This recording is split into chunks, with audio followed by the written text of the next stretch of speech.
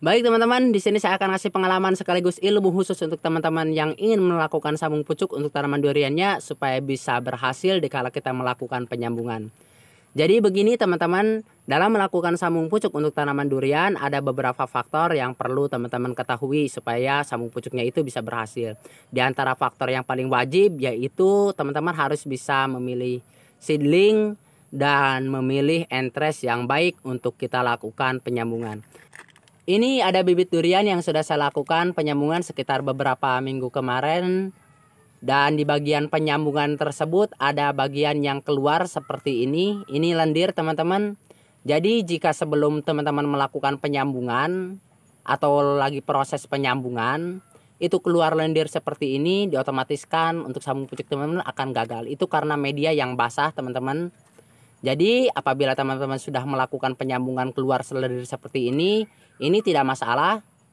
Karena ini untuk kambium entes dan kambium seedlingnya itu sudah menempel. Dan ini kelihatan teman-teman untuk sambung pucuknya ini bisa berhasil walaupun keluar lendir seperti itu. Jadi gimana caranya supaya sambung pucuk kita itu bisa berhasil dengan sempurna? Jadi tonton terus video ini sampai selesai, jangan sampai terlewatkan apa yang saya akan bagikan di video ini. Jadi faktor yang paling wajib pertama yaitu teman-teman harus mempunyai seedling dalam keadaan sehat pertumbuhannya. Saya akan melakukan penyambungan di bagian pucuk atau di bagian batang yang paling muda.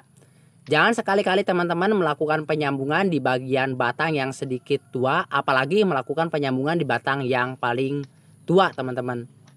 Dan untuk selanjutnya saya akan melakukan pembelahan seperti ini. Dan untuk panjang pembelahannya tersebut bisa disesuaikan antara panjangnya, sesuaikan dengan kebutuhan teman-teman. Yang penting gunakan silet. Kalau bisa ya teman-teman gunakan silet aja, jangan menggunakan cutter. Gunakan silet yang bersih dan tajam. Dan syarat paling wajib kedua yaitu memilih entres. Nah untuk entres tersebut ini berdaun muda seperti ini teman-teman. Jadi bagi teman-teman pemula jangan pernah ya melakukan entres seperti ini. Kalau bisa gunakan entresnya yang berdaun tua. Karena untuk tingkat pembusukannya itu kalau menggunakan entres yang muda seperti ini akan cepat membusuk dibandingkan dengan entres yang tua. Jadi karena tidak ada entres teman-teman, saya terpaksa menggunakan entres seperti ini. Untuk melakukan penyayatannya bebas teman-teman seperti ini. Kalau bisa lakukan penyayatan agak tipis sebelah. Untuk selanjutnya juga kita lakukan penempelan, dan sebelum melakukan penempelan saya melakukan pengikatan terlebih dahulu supaya memposisikan antara kulit seedling dan kulit entres tersebut itu lebih mudah. Kita tempelkan.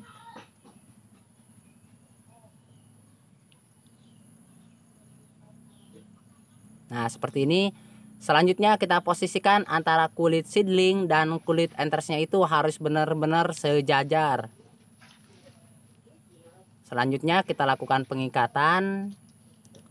Dan untuk itu saya lakukan penyungkupan. Kalau teman-teman mempunyai greenhouse paling bagus teman-teman gunakan greenhouse. Tapi kalau tidak ada greenhouse bisa menggunakan sungkup seperti ini juga nggak apa-apa. Yang penting bisa kita lakukan untuk penyungkupan. Jadi tipsnya gini teman-teman, jika ingin melakukan sambung pucuknya bisa berhasil. Untuk memilih seedling tersebut jangan pernah sekali-kali teman-teman lakukan penyiraman sebelum melakukan penyambungan. Diusahakan teman-teman untuk seedling tersebut. Karena kenapa teman-teman? Sudah saya contohkan di video tadi ya sebelumnya. Karena apabila teman-teman melakukan penyambungan untuk medianya itu basah, pasti ada lendir di situ teman-teman di bagian hasil pembelahan atau di bagian penyambungan tersebut. Yang bisa mengakibatkan kambium seedling dan kambium entres tersebut akan terhalang oleh lendir tersebut yang bisa mengakibatkan sambung pucuk teman-teman bisa gagal. Nah untuk itu, untuk bibit durian yang sudah saya lakukan penyambungan ini saya akan tempatkan di tempat sejuk dan tidak terkena air hujan.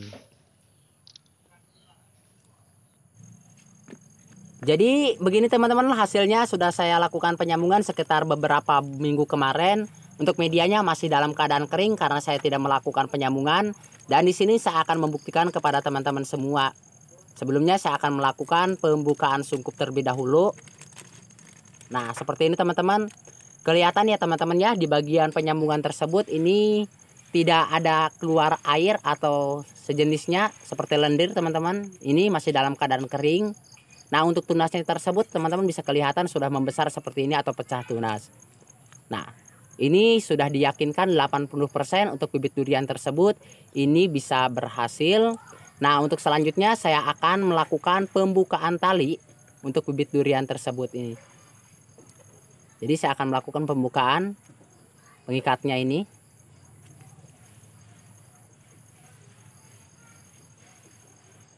Jadi untuk bibit durian yang ini kalau nggak salah saya lakukan penyambungan sekitar 18 hari. Dan saya sudah berani melakukan pembukaan tali untuk bibit durian tersebut. Nah, seperti ini. Jadi saya akan membuktikan kepada teman-teman di bagian penyambungannya.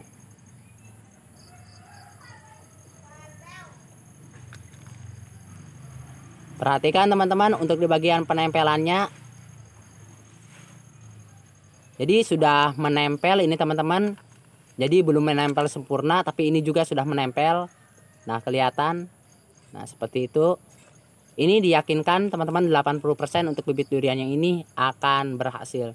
Dan setelah ini, karena ini sudah saya lakukan pembukaan tali, boleh teman-teman lakukan penyiraman untuk bibit durian tersebut. Dan boleh juga lakukan penempatan di tempat yang terkena sinar matahari secara langsung.